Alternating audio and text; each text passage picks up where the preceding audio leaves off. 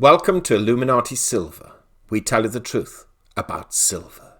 Today is Sunday the 24th of November 2019. And earlier we published a discussion we had with Controversially Greg about who is likely to win the UK general election on the 12th of December. The video was entitled UK General Election and Impact on Gold and Silver Prices, which complements videos produced yesterday entitled Sterling's rise may result in lower gold and silver prices, and our normal gold and silver weekly update, all of which have been listed in the description box below. Now in this video, we're reading an article written by one of our major Inner Sanctum contributors, author and columnist Dr. Richard North, entitled Brexit Shadow Boxing, published this morning, and where he points out that even though the Tories are likely to win, we still do not know where we are, really, in relation to Brexit thereafter. Each day, Richard produces a blog on Brexit, which is available to all of our Inner Sanctum members, but as we discussed this issue with Controversially Greg this morning, we thought it appropriate to add this additional angle to what is going to be an important day for the United Kingdom, Europe, and ultimately will have some effect on the United States too. So let's go ahead and read Richard North's article. Brexit Shadow Boxing by Dr. Richard North, Sunday the 24th of November 2019. As one might expect, the Sunday Telegraph is in triumphalist mode today, parading a headline that tells us that Johnson is on course for a 64-seat majority, having successfully squeezed the Farage's party. This is not based on original work, though, but relies on a poll of polls by electoral calculus, taking in research from 5 different surveys from the 14th to the 19th of November, polling over 7,500 people. It finds that the Tories are currently polling at 42.8% against Labour's 30%. The respective levels of support translate into 357 seats for the Tories and a mere 207 for Labour, which is what delivers the Tory majority.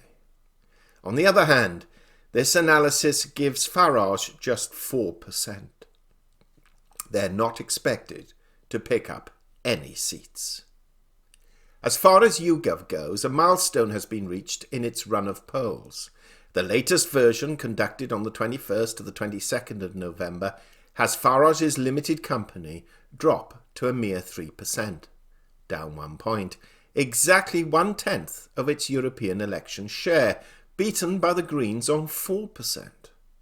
That means it has lost 90% of the support it garnered in those heady days in May.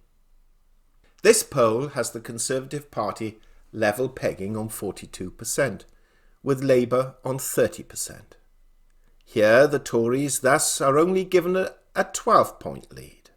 But that is not the case with the Observer Opinion poll, which has the Conservatives and Labour respectively on 47% and 28%, opening up what the paper calls a, quote, commanding lead, unquote, of 19 points.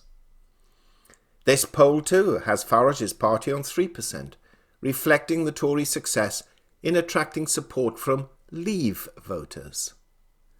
3/4 of them now say they would vote Conservative, leaving Farage with nothing but wreckage and fond memories. A more nuanced position, however, comes from a BMG research survey published by The Independent on Sunday. The paper's headline is, quote, Conservatives extend lead over Labour as Brexit party loses support, poll says, unquote. But it goes on to say that the apparent swing to the Tories is likely to be due to Farage standing down candidates rather than a debate bounce for Johnson. Nevertheless, the poll records that the Tories have shot into a commanding lead, having gained 4 points over the course of a week to hit 41%, 13 points ahead of Labour, which is down 1 on 28%.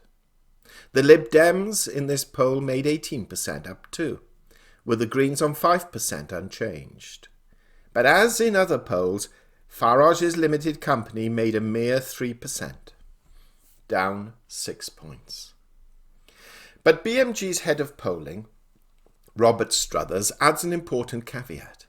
The poll is the first in the company's series for The Independent, which presented participants with the parties actually standing in their seats, following the decision of the Brexit Party not to fight 317 Tory constituencies. As such, we are told, the apparent swing is likely to consist of Conservatives piling on more votes in seats, which they may well have won anyway, while the key Labour-held marginals, Mr Johnson must win to secure a majority in the Commons, are largely unaffected. In terms of determining the final result of the 12th of December poll, the last-minute decision of Brexit Party candidates to pull out of 39 contests in Labour marginals may have as much impact on Farage's unilateral efforts in Tory seats.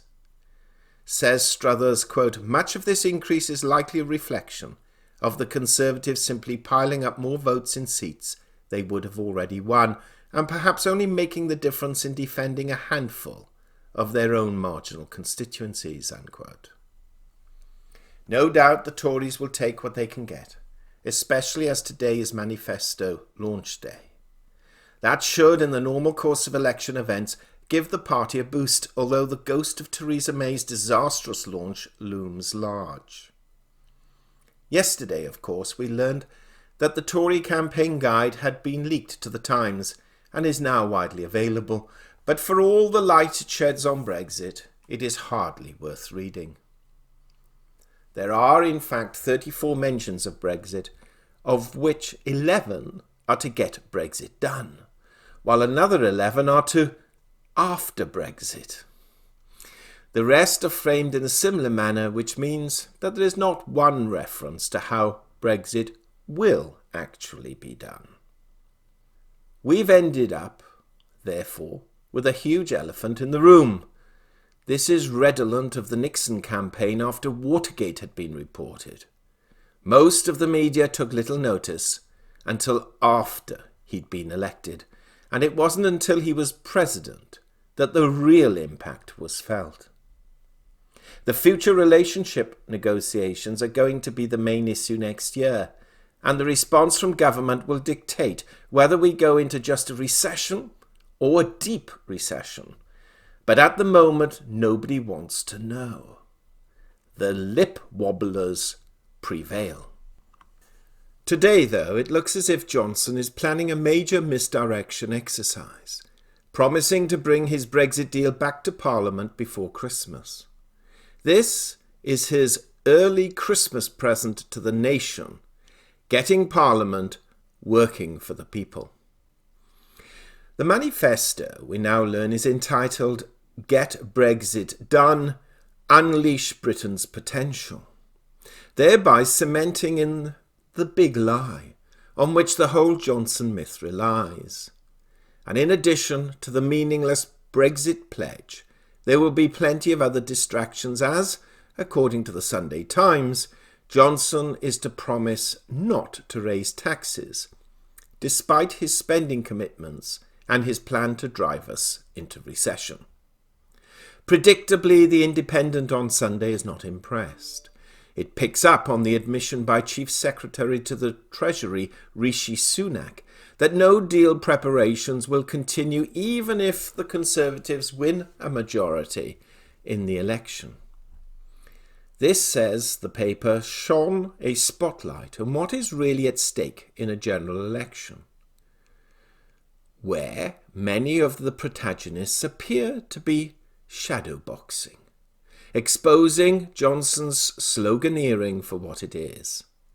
Sunak's words, it adds, have exposed the flimsiness of Boris Johnson's central promise that handing him victory will in some way get Brexit done and allow the country to move on.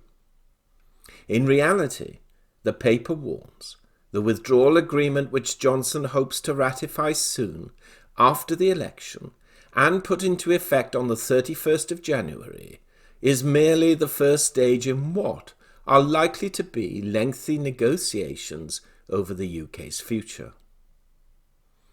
For all that, we really should not be having to rely on the left-wing press to make these points. The iOS is right to talk of shadow boxing, where everyone seems to be discussing every issue except the one that matters. Sadly, by the end of this day, it is unlikely that anything will have changed. There is a willingness abroad to ignore the reality, as we are presented with a series of unappetizing choices. But while it is obvious that Corbyn is not providing any answers, it is equally obvious that Johnson isn't either.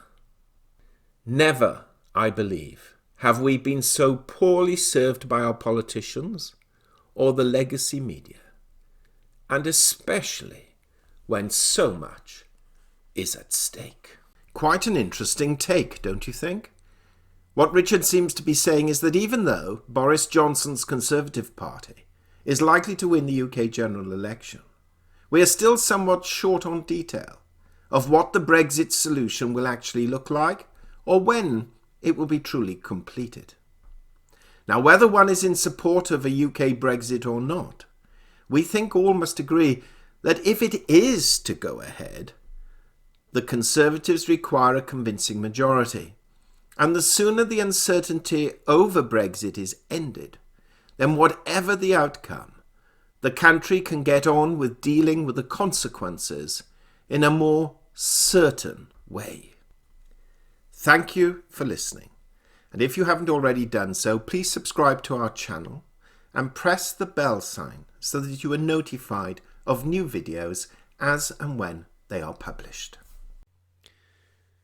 We hope you have found this video interesting and informative, and if so, please give it a thumbs up and share it on social media. Please ensure that you have subscribed to our channel and press the bell sign so that you are notified of any future videos. Also, kindly visit our website at illuminatisilver.com, and if you haven't already done so, please subscribe either as a free or paying member for regular email updates and offers. Disclaimer. Illuminati Silver owners come from a background of banking, international wealth management and economics. Having now retired from these worlds, we are not qualified to give investment advice. Therefore, this and other productions must not be deemed to be giving such advice and merely represent the personal views of its owners.